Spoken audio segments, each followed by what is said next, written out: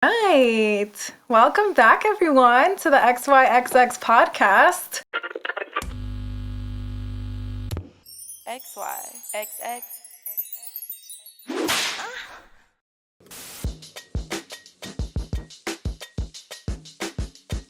We're here again, and I'm always so excited whenever I get this done because I get a lot of grief when I'm late. We are here today with Dr.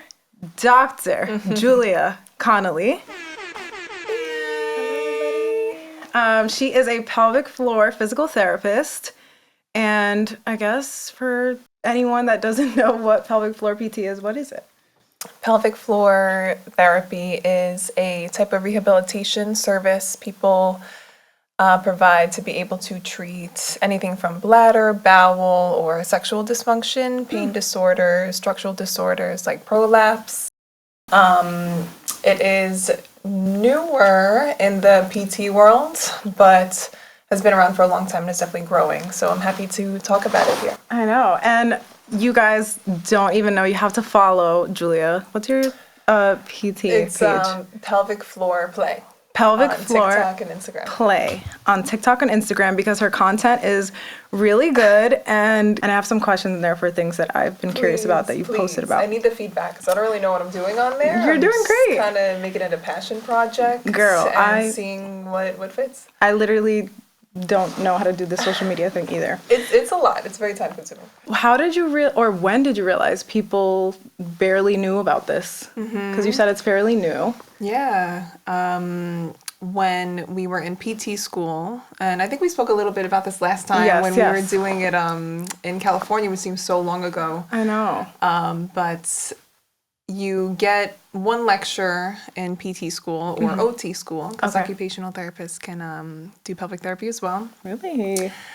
And you get this kind of exposure just through one course. And then I wanted to do a student affiliation. And I feel like when you asked that question, I thought of one of the very first patients that I treated with my, clinical instructor, the PT I was under at the time. And it was a older woman who was in medicine, dealing with a variety of different things. But I remember her saying at that point in her life, right? She's been in medicine her whole life, probably 60s, 70s. Whoa, okay. And wasn't aware of this kind of information. And didn't even know, where her urethra was in respect to the vaginal opening. What? This was a brilliant person, right? Yeah. Who was in medicine. So, I think when I'm so involved in it, sometimes I forget that all of this really isn't just, basic knowledge, and it really isn't, even though it should be. Even to other providers, which is like the crazy part. Right. Like, how did you take anatomy? But then also, It's true. I took anatomy and they didn't go into it. Right. It's either something you skip through really quickly, but definitely even some people within the women's health or men's health world don't really know what we do, and it's no fault of their own. That's why I'm making memes on TikTok and Instagram to spread the word about. I need to follow you on services. TikTok. I have you on Instagram, but I want to see what your They're different content animals, those two worlds. Okay. Is it just about, because I feel like people when they're gearing up to get pregnant or they are pregnant or maybe now they're postpartum, that's when they start talking about this. So is pelvic floor PT really just about childbirth and pregnancy or? It's a large part of it because it is so much of a common experience, right? Like a lot of women, of course, are having babies and going through pregnancy postpartum. It is a large part of it, but certainly is just a part of that too. Okay. When I describe to people globally, describe bladder, bowel, sexual symptoms or pain symptoms. But to list a few of the things that people may not know that we treat within pelvic therapy, post-prostatectomy incontinence after people get removal of the prostate from cancer. Oh, wow. Okay. Of course, transgender services, treatment of pain, treatment of constipation, even hernia management when people get a diastasis recti. So a lot of different things, even within the specialty, that are kind of subspecialties as well. Wow. Totally. And I'm learning, more and more every year about it. That's incredible. Like, I did not know that. TMJ, I get some people with TMJ disorders that get that. What's TMJ? TMJ is temporal mandibular joint, which is the jaw joint. How's that connected to your pelvic floor? I think it can be thought of it's a very much a common place where we store tension. And so there is some connections both embryologically that people tie jaw disorders with pelvic floor. And so whether one is sort of a clencher, That's me. Yes. I've been told. All of us right now in this day and age, in this world, so we're all like tight everywhere. But yeah, that's just one example. Okay, interesting. Okay, I'm so curious. Okay, what is a big misconception that first-time patients have maybe about like what the process is? And are you like, okay, let's take off your pants now, let's see what's going on, or that's not the first step? It's a great question. People either come in with their doctors not having any description at all about why they're there or what it is we do. Because I know my patients tell me and they're looking at me like, what's about to happen? And so I would say the biggest misconception is that people think it's just kind of Kegeling and pelvic floor squeezing. But a big percentage of the time it's telling people to do the reverse or to manage pressure or to manage, maybe these muscle guarding patterns that are exacerbating pain. And also that, it may be like, oh, great, like, okay, we're all getting dressed real quickly when that process is super important, right, that people are on board. Certainly if one was not interested in internal exam, even though it's an important part to gain information about how to properly treat one person, no one ever has to do anything they don't want to do. Okay. And I hear myself saying that a lot to people because I'll explain the exam that day one and they look at you like, and I'm like, okay, there's different ways that we can go about this and maybe we can save that for next time. Or some people certainly don't want to engage in any kind of internal exam and we can still work and assess in different ways. Okay. And so if you're nervous about pelvic floor therapy, we're not that scary. And it's very patient specific, so we're really doing whatever someone wants to do that day. I was actually, in preparation for this, I was looking things up. I was like, a dilator. I was like, what are these things that I've never seen before? I was going to say, but I didn't know if you had them at home. I know. Okay, my next set of questions are like, is this normal questions? Love it. All right, what symptoms make you think, okay, this is pelvic floor related? But like someone saying they have things or like... Yeah, like someone saying they have things and you're like, okay, let's do an exam. Okay, where do we begin? Any kind of pain with gynecological exam, difficulty with tampon insertion, feeling like you have to go all the time, feeling like you don't go enough, hypersensitivity in that area, changes in color of the skin, pain, right? I mean, changes in color of the skin? Yeah, right. If you notice there are some skin changes in the vulvar area, whether a whitening or a reddening accompanied with different symptoms, pain, itching, odor, which of course, so important to go and get a medical exam at first. But when we're thinking pelvic floor disorders, it can entail both the skin and gynecological disorders. What? And yeah, absolutely. The pelvic floor is the whole team down there. It's not just the muscles, which again, people like, please get that situation diagnosed so then we know how to properly treat you on the rehab side of things. Interesting. Okay. Okay. You're like, I got something right. wrong. I'm like, wait. So is your vulva also your pelvic floor? Or not really? I would include that in the pelvic floor. It's a good question. Yeah, I wonder if they actually delineate exactly, when where the pelvic floor starts and stops. But I feel like it is everything, right? Because the urethra runs through our vulva, the vaginal opening. So I would say yes. Okay. Okay. what do people assume are normal side effects that are actually treatable, if any, that you can think of? I guess it would depend on the question. Side effects of maybe aging or maybe pregnancy. I Well, can answer that question better. Actually, because you said odor before. Normally you would think, Sure. okay, maybe it's like BV or something, but Yeah, actually it's yeah. pelvic floor. Like, when do you know? Yeah, so something definitely odor-wise is very gynecological on the medicine side of things, right? Like we don't have the tools or the training to treat like infections, of course, or skin changes may benefit from things like topical hormones or topical hydration. And then pelvic floor comes in, for example, on like the mobility of the skin, or the sensitivity of the skin in that way. Okay. So it's kind of a team approach for certain things.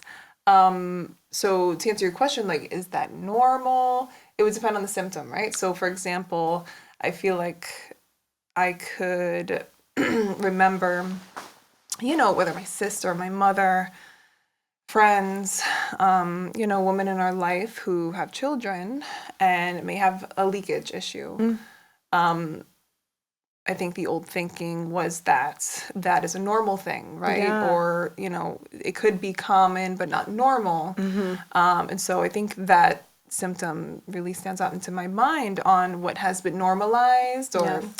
I don't know if you know somebody that like, haha, and they're like, don't make me laugh. I'm gonna pee. I have to Yes, pee. I've heard Exactly. that. Yeah, oh my And gosh. people of all ages, right? Like, yes, some things may come up as we age or with, child bearing and things like that. So, no one is safe in that way, right? Yes. For pelvic floor disorders. I'm sure if you hear that, you're like, wait, I think we need to talk. I think I Yeah, have something right? for you. Me at, the party, I'm like, what'd she say? I'm like, she's been to the bathroom a few times. Oh my gosh, not you clocking when people are going to... It's never intentional. Like Yeah. other therapists and even PTs in general, or someone's craft, right? Like, or maybe you looking at someone's style. Yes, yes. Like we're looking at how they're walking. You're so true, right. Like looking at like their bathroom trips. Okay. Okay, and then also, how often is it actually not a pelvic floor issue? Like, you have patients come in and you're like, wait, this isn't that. You need to see someone else. Yeah, great question. Definitely anything where my scope is no longer involved and there are certain questions that I can't answer, I can't assess, whether that's someone, needs imaging, or, we see someone for maybe a good chunk of time and things, aren't getting better as we expect. We're always trying to keep the team interdisciplinary to make sure we're taking care of people in the best way. Yeah. So it could range from a lot of things: failure to respond to therapy, or red flags or yellow flags, where it's like, yes, that's pelvic floor related even. Yeah. But that seems super important for you to get checked out. For example, the people who deal with these pelvic floor disorders, of course, right, are voiding, our bladder, our bowel.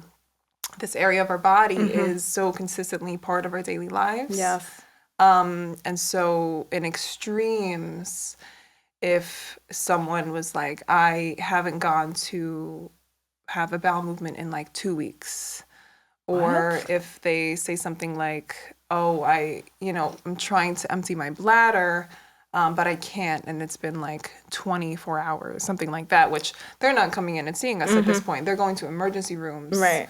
Because of that pelvic floor disorder, for example, right? Obstructed voiding, things like that. Really important. Those are, emergency situations. And so, pelvic floor is this weird world where there's a lot of hee-hee, ha-has, so much empowerment, in womanhood. And then also, right, like hearing people at the worst of it. Yeah. And being there to say like, hey, now we're here, now we're dealing with it, is great, because that's my 9 to 5. Yeah, so nice. I have a question, because you said pressure. This is random and actually Yeah. not in the deck, but I just Sure. thought of it. If someone gets a hysterectomy, does that affect like the pressure down there or at all, or no? It's a good question. Does it affect the pressure? Right? We think of it like a big soda can. Right. So our diaphragm is the top of the soda can. Our abdomen is sides of the soda can, and then our pelvic floor is the bottom of the soda can. So taking, removal of a major organ, hysterectomy, for example, as you say, it's not going to change the pressure down there, but it may affect pelvic floor symptoms. And if you do not manage pressure well, that could possibly provoke symptoms. For example, I'll see some people who have this hysterectomy, whether it's for fibroids or, maybe some medical issues, cancer, right? Anything like that. They'll have the hysterectomy. And then they may have some other issues, with urination now, or they may have some leakage, or now everything kind of feels weird down there. Okay. As they remove a lot of that kind of passive tension from ligaments of that uterus. So I'd imagine like having everything sewn and knitted together, removing something from that, you lose a little bit of that kind of passive support. Oh. And so, I would think it's the opposite, but it's actually okay. Yeah, and everyone is different. If talking about certain scenarios or certain symptoms, like everyone is so different. Everyone is so much their own universe. Did they have other surgeries performed with that hysterectomy? Did they have a mesh? Did they have a sling versus a sacral colplexy? Like, wow. So many variables. I wish I knew there. what you're talking about. It's just a lot of different types of surgeries. Yeah. That I'm no expert in, but obviously as providers we have to be aware. Be like, okay, that was the type of surgery. For us to know what passive tension was given back through passive support, right? Stitching and mesh There's support. So much that goes into it. There's a lot. I'm sure you're like, I'm still learning every day. Of course, yeah, of course. Student always, forever student. Love that. Okay. Good questions. Right. I'll talk about this all day. This one came from an inspo because you made a video about birth control. I forgot. It was a long time ago, but ever since then it's been in my head. But does hormonal birth control affect muscle tone or dryness or pain? I guess. Depends on the type of hormonal birth control. But there is some limited evidence that shows that prolonged birth control use could change the vulvar tissue. I'm thinking of this off the top of my head. I think those kind of genitourinary symptoms, meaning dryness, urinary frequency, pain with intercourse, I believe, and don't quote me on this, I believe it's around 10% that some people will have those changes. Wow. More and more things are being studied now, right? Because birth control is also hugely beneficial to some people, and nothing is ever 100% without side effects.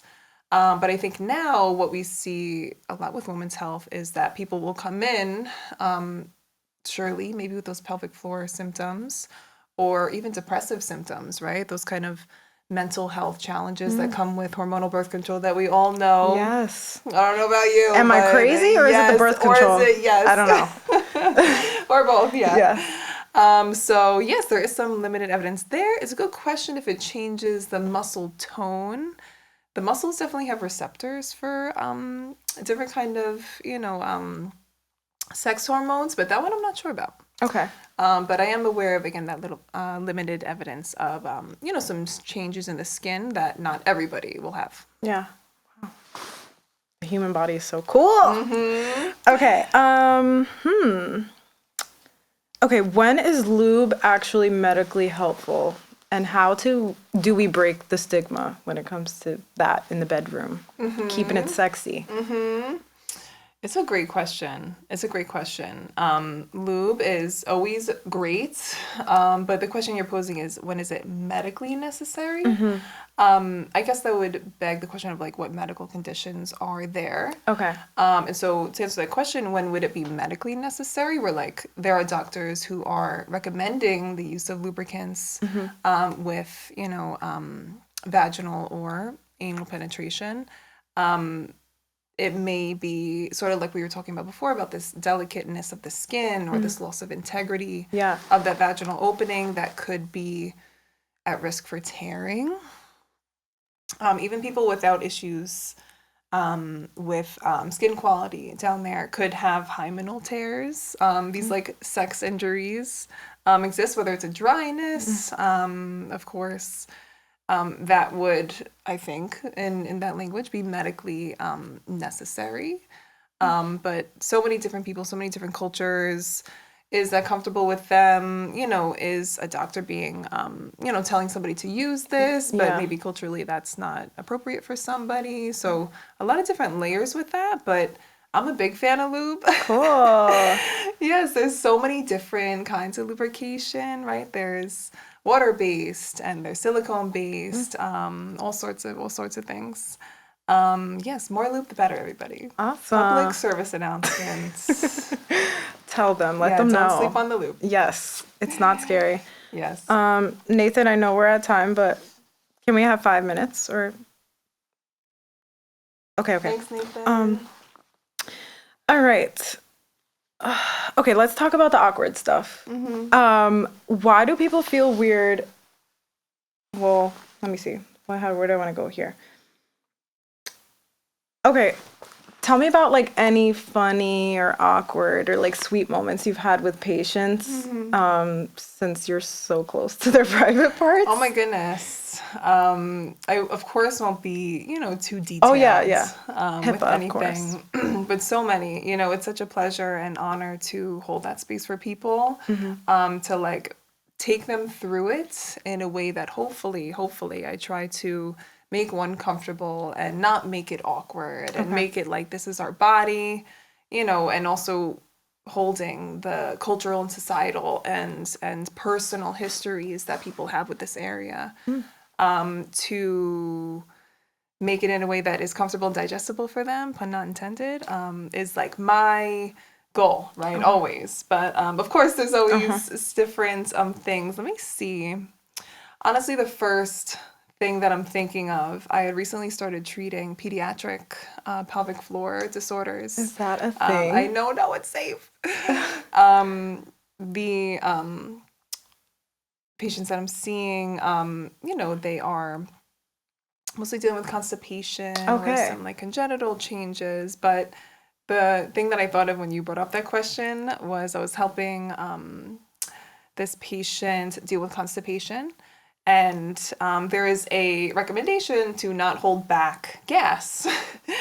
And so I have this like, young kid in my office and I'm like, don't fart in school. But when you're in PT, I'm like, let it rip. Really? Yes. Oh my and gosh. He took me Seriously? on that. He took me on that gosh. and let out the most loud 7-second long fart. What? He was holding that in. Yes. Oh my goodness. So that was just so funny. And I think like exemplified that like it's so tough and it is so awkward and it is so hard to grapple with these things. Most of the people who deal with these things, which is so many of us, and then to talk to a professional about it and have these intimate exams.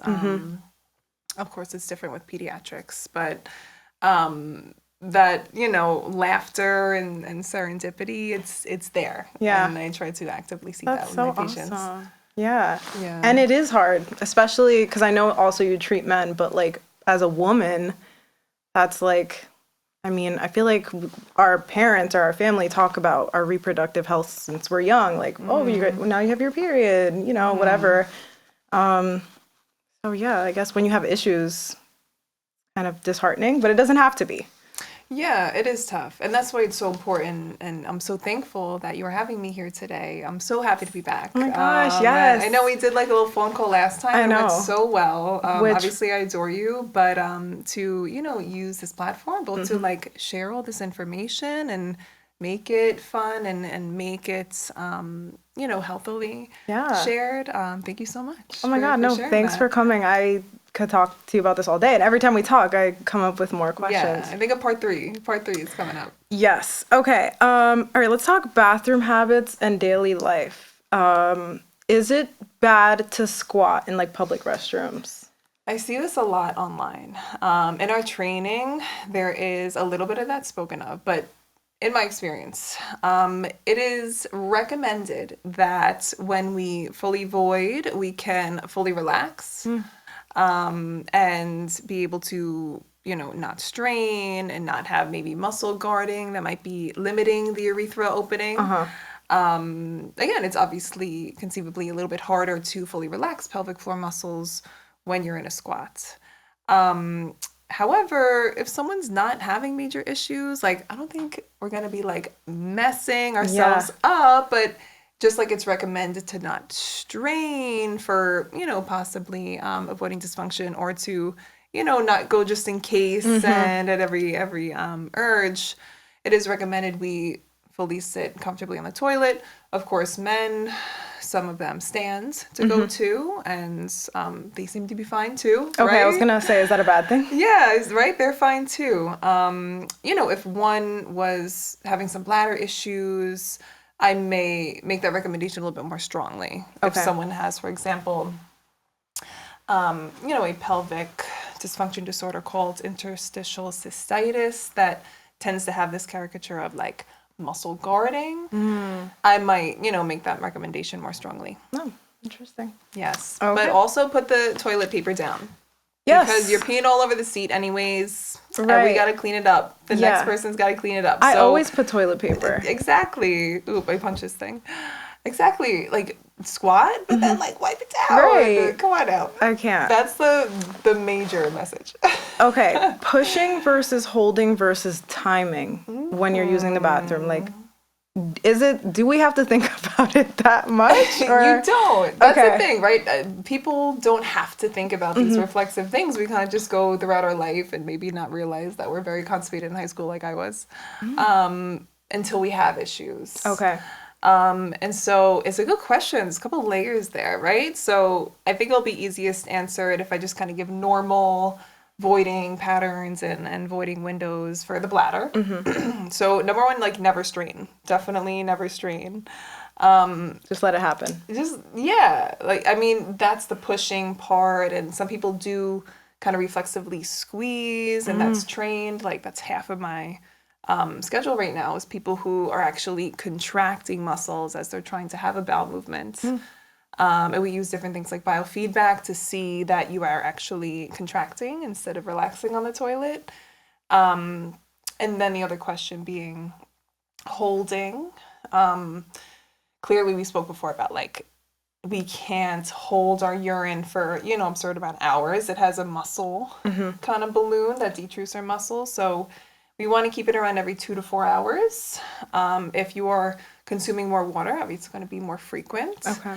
But you also don't want to be the chronic holders either. You think of your teachers and the even your job. I feel like oh my God, I'm such a hypocrite. My patients will know.